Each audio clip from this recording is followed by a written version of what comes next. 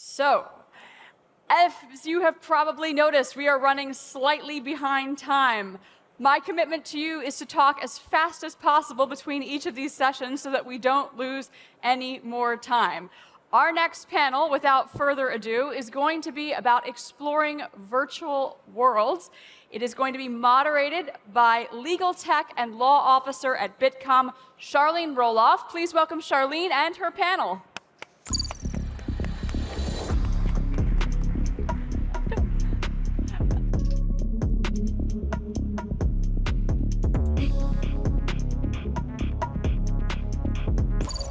Thank you, Sarah, and welcome to our panel, Exploring Virtual Worlds. Let me just introduce my panelists that are here with me. First, we have Professor Dr. Johanna Pirker. She is Professor for Media Informatics at Ludwig-Maximilians-Universität in Munich and also Assistant Professor at Universität Graz. Then we have Christoph Fleischmann, Founder and CEO of Arthur Technologies, and last but not least, Dirk Lüth. He is co-founder and co-CEO of Uplandme and also chairman of OMA3, the Open Metaverse Alliance. Is that correct? So great to have you here. Just to have a quick start, tell me briefly, what are you doing with the metaverse? Why don't you start, Johanna? Yeah, thank you so much for the invitation, first of all. So I did start exploring virtual worlds back then already when Second Life was still the thing, and worlds like World of Warcraft, so especially gaming worlds where multiple users meet to actually be entertained or have other interesting social experiences. And I explored those worlds already back then, I think in 2011, 2012, back then in Boston at MIT, to understand better how can we use them or misuse them outside of the realm of entertaining, namely for health education, for industry applications, and so on and so forth.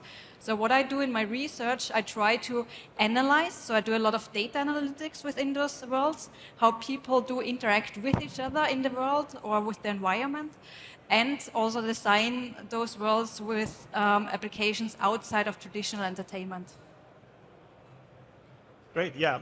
I'm Chris, I'm the founder and CEO at Arthur. We use AR, VR, MR, and however you want to call it nowadays, in the context of enterprise collaboration. So we work with very large organizations, and we're trying to figure out how we can use these technologies to make them safe flights for meetings, or introduce a new way of running a workshop, or a new training format.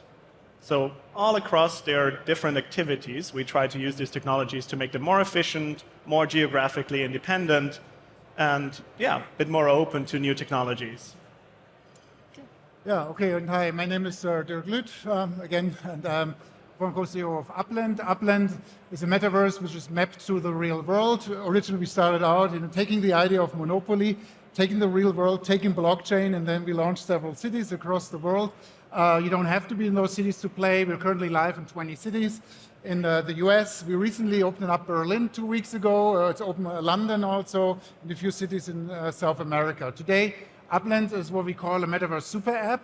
So the idea is that people actually they can purchase properties, they can build, say, like houses on their structures, but also we allow them, to run and operate shops. So what we really want to bring forward is the idea of entrepreneurism, so people can, become actually entrepreneurs in the metaverse and run their businesses there.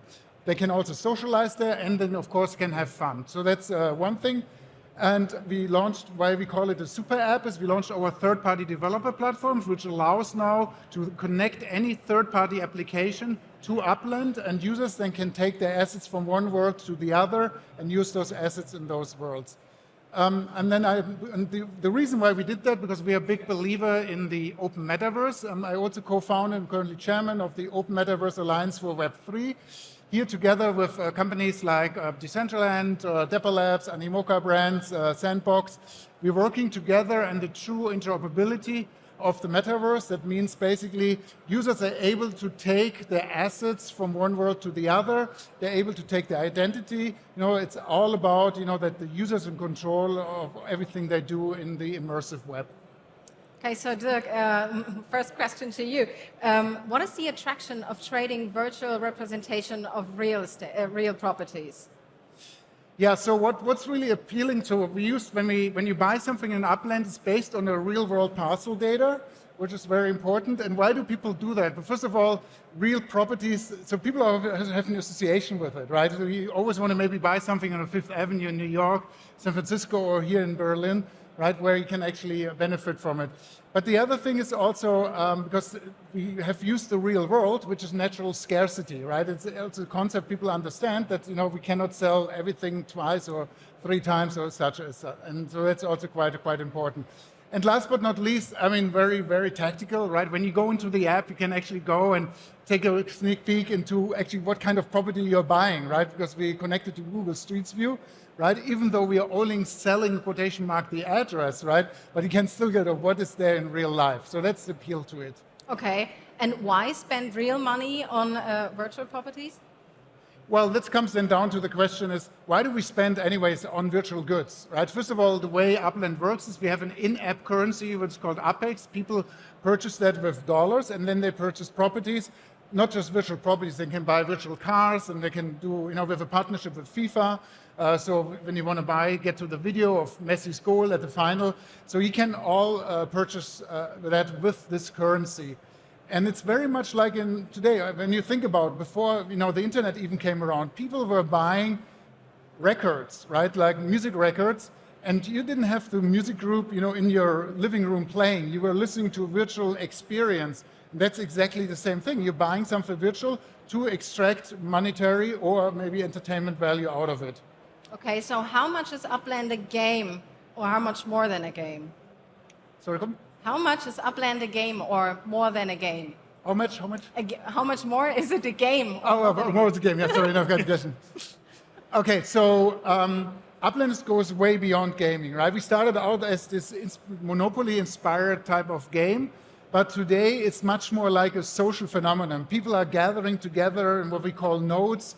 It's very community-driven. They develop those nodes together. They can hang out together in cafes now and do things. They can develop things. And they develop friendships all across the world, even though they are not locally, physically in one space, but they meet there to do things. So instead of going to Facebook or to any other social media where you always, scroll, we now say people start to stroll. They go around and check out things and so on. So it's so much more than just gaming. It's eventually socializing, eventually making money, not by speculating, but by creating really value. Okay, Christoph and Dirk, you're both representing 2 very different metaverse platforms here. So do you believe in the vision of a unified, permeable, interoperable metaverse? Absolutely. Oh, and if you do, sorry to interrupt, if you do, I'm curious, how would you 2 come together? Absolutely. So, I love technology, so I absolutely believe in the long-term convergence of these different components that can make up the metaverse. If we look at Web3 and blockchain technology as a potential layer, decentralized system where we can exchange goods and actually own certain items and property. I do think in the short term, it's really, really not smart to conflate them too quickly. Every new technology has immense challenges to get users to adopt it, and layering 2 such new technologies on top of each other just amplifies the reasons why somebody would not want to use it. So long term, I'm 100% aligned that these technologies will converge. I think in the short term, everyone needs to just be laser focused on getting people to adopt this technology and iron out all of the reasons why you wouldn't. Because we all know how powerful they are on so many levels. But the reason why we don't have, I guess, 1 billion active users on any blockchain or 1 billion active users in VR there are reasons why you wouldn't want to use these technologies. There is friction, and it's our job to make the experience so good or the friction so low that people want to use this. Okay, Dirk? Yeah, I think most of people saw, first of all, when Mark Zuckerberg announced late 21, okay, he's going to rebrand his company to Meta. Now, most of the people who are not in tech thought, no, the metaverse is Meta, and it's got somehow confused in a certain sense, right? And we all saw that when Apple announced their new headset, they actually even didn't use the word metaverse, right? They used spatial computing. But to be honest, spatial computing immersive web, metaverse. At the end of the day, it's all going to merge somehow together. It's going to be the same. I think the biggest challenge is now, when you saw the video of Mark Zuckerberg 2 years ago, you said, oh, that's all there. I can go in 3D rooms and so on. This was just an animated video at the end of the day.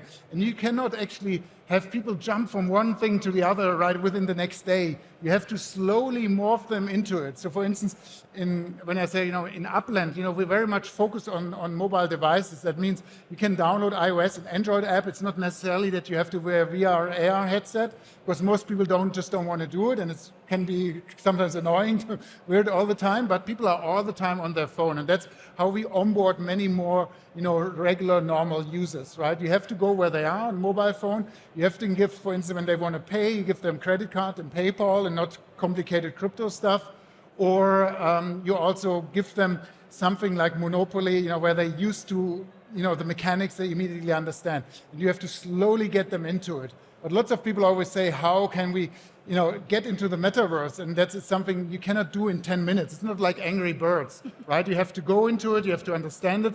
I always say it's the same thing when you go to France. You have a guide, you have someone who tells you what to do, and not just go there and not standing around without doing anything.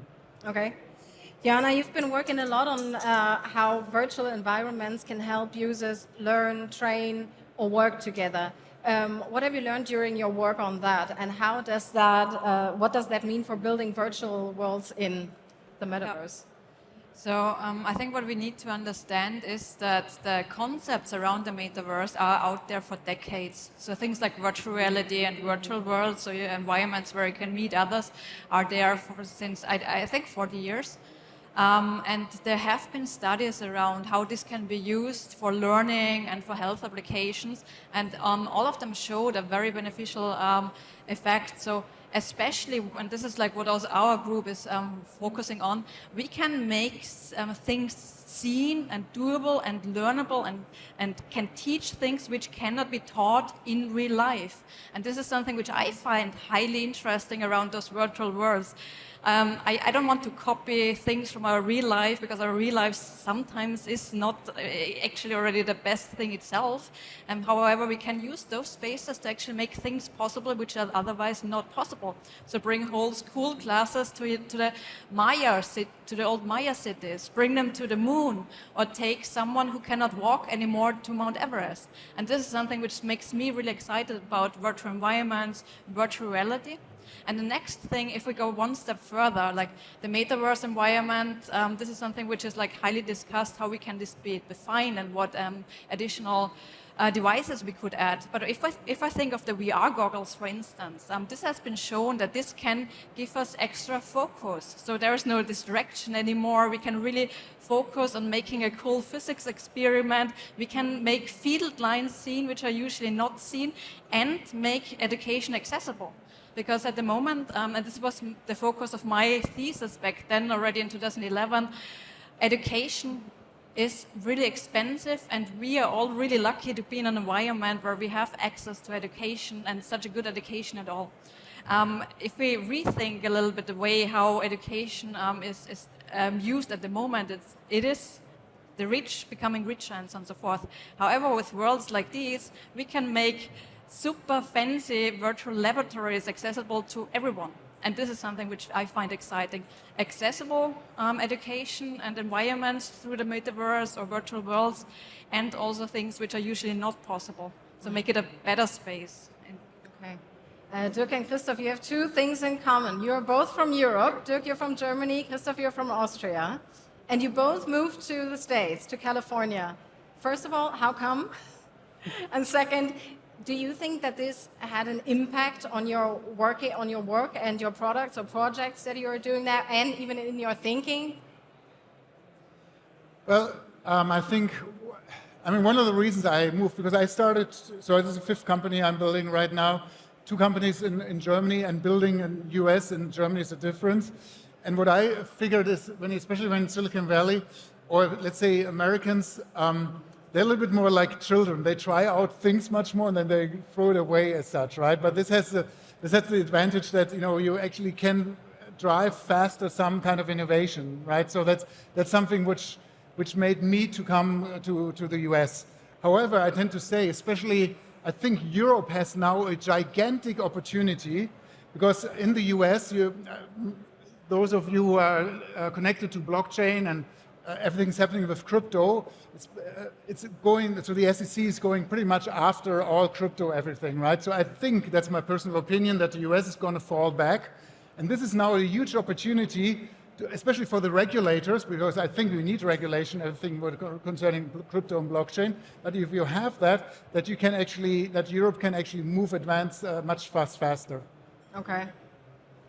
Yeah, I would say we still have a bit of a journey ahead of us in Europe before I would say this is an equally fertile ground for innovation and startups. And I get this question a lot. And the problem is, it's not really a single thing that is quote unquote wrong if you compare it to the US. It's a lot of elements from the access to capital to the in-access of capital, the way you the terms you get as a founder or a founding team on this capital, to the way people want to engage or mentor you, all the way to, if you walk down the street in San Francisco and you tell them about your idea, the usual, maybe it's very anecdotal from my end, but this is what I know, they receive this with an open hand and they ask how they can help you without actually immediately wanting to get shares in your company or something like this. This is really striking. In Europe, the default reaction, probably not in this room, but if we go outside on the street, the default reaction is, oh, why would you even do this? Why is this so risky? So there's a lot where I come back to the general mindset that we have to fix here in Europe to make it as frictionless as possible. And I think it's going to take an effort from the startup community, probably from governments and different players to match this, because I've been doing startups for now 12, 13 years, and while I think we made great progress, I think we're nowhere near the way how easy it is to really grow something amazing, build an incredibly large and successful company in the US. Okay, so we have to do the one or other step in Germany or in Europe. Okay, probably a couple, we're working on it. We're working on it. Johanna, you've done a lot of work with computer games. What do you think? What can be learned from computer games building the metaverse? So I was always really fascinated by the realm of games because they always gave us a really good overview about what's going to be the next big thing also in other fields. So whether it's the movie industry, general industry like digital twins and so on and so forth, they're always like looking into the games world, game technology and so on and so forth. So for me, it's also a little bit future casting when I look into the realm of games. And this is something which I find highly interesting because, like, again, if we look at World of Warcraft, which is like one of those typical social environments where people would meet, this is now, I think, 18 years old. And we've learned so much how to use it and especially how not to use it. So one thing, for instance, I'm very interested in research-wise is how we can identify and avoid toxicity, for instance. So one thing about, like, one issue, and also which is a big issue in the metaverse these days, is still sexism, ableism, racism. You log in and you find all kinds of isms. And I think we can learn a lot from the games industry how to not do it and how to do it. For instance, find algorithms to identify toxic behavior as soon as possible and make it an exclusive environment, because otherwise it will be just harmful for everyone, especially also young people. Okay, let's look at this from the whole metaverse topic from the perspective of the potential user groups. Why, as a company, should use the metaverse? Yeah, it's something we've been working on for 6 years now, and I think there's two major steps how these new technologies, be it spatial computing or the metaverse or AR, VR, MR, how they change the reality for a company. The first one is actually to fix things that are broken. And this is an example, and as an example, if you as a company fly 15 people to a workshop to put Post-its on a wall, that is a pretty broken process. And it happens every day. And you can't fault neither the company nor the employees, because the tools and the technologies we have available to ourselves, they don't give the same bandwidth of communication that you would want to have in person.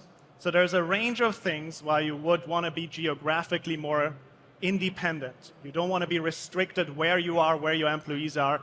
You want to have the same quality of collaboration and communication no matter where your team is. So and this goes across saving travel, but I also think it's absolutely crazy that we think it's okay that companies force everyone into an office to then be on a video call with anyways another office. So again, we totally understand why we're doing this today, because it's really not working so well.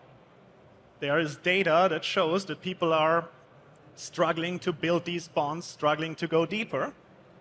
And for us, the solution is clearly a better technology rather than bringing everybody back into the same space. So that is fixing things that are broken. I think but that's more the tip of the iceberg, because the much larger thing is finding new value in these technologies, new ways of how you can engage with information, new interfaces. And that's something where we're so early at, I can't even tell you whether it makes sense to view an old school Excel sheet in 3D, but there's a lot of data and a lot of research that shows that just the potential that I can move towards this three-dimensional layout has immense value to change the way we work, where we don't even realize that something is broken right now.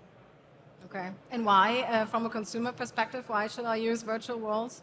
Why virtual worlds? Yeah, why? So I think this always comes down to three things, right? It's people come in to find some entertainment, right? So that's why they come into a virtual world. And today, when you have kids, who are between the ages of 5 and 12 or whatever, right? They spend lots of time on Roblox these days, right? And that's going to be for the next generations as well. So basically, you're extracting extracting entertainment value out of those worlds. Some kind of escapism, right?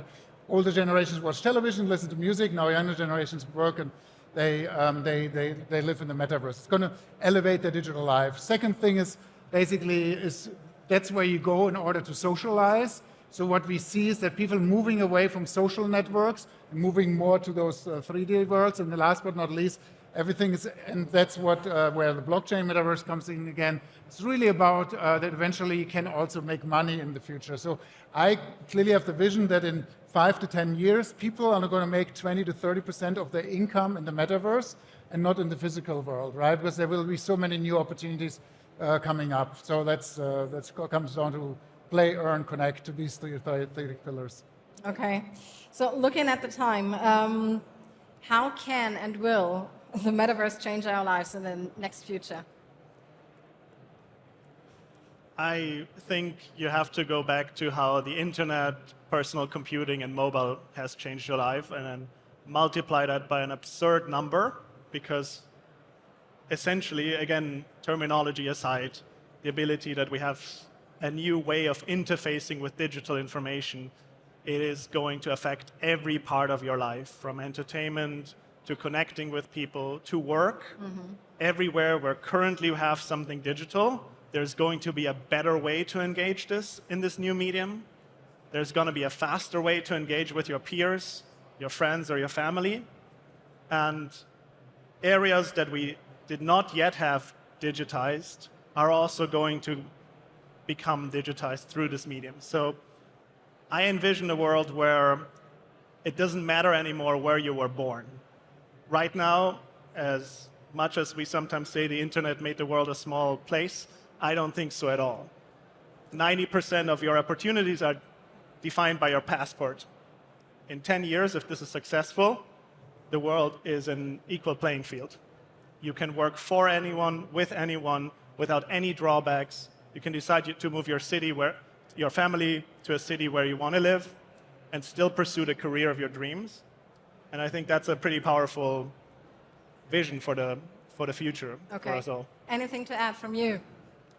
I think the metaverse can be a very, very good chance to create a world which is inclusive, including people who are often excluded in our current world. But I think we really must focus on value for people, such as interesting new learning environments, new ways, positive ways to work together, and not copying our problems of the real world. Okay. Yeah, 3 times over, so no, the repetition, but basically I hope, the metaverse will bring us more together, the world as a whole, that people are coming together with like-minded interests, and that we hopefully work more peacefully, live more peacefully together.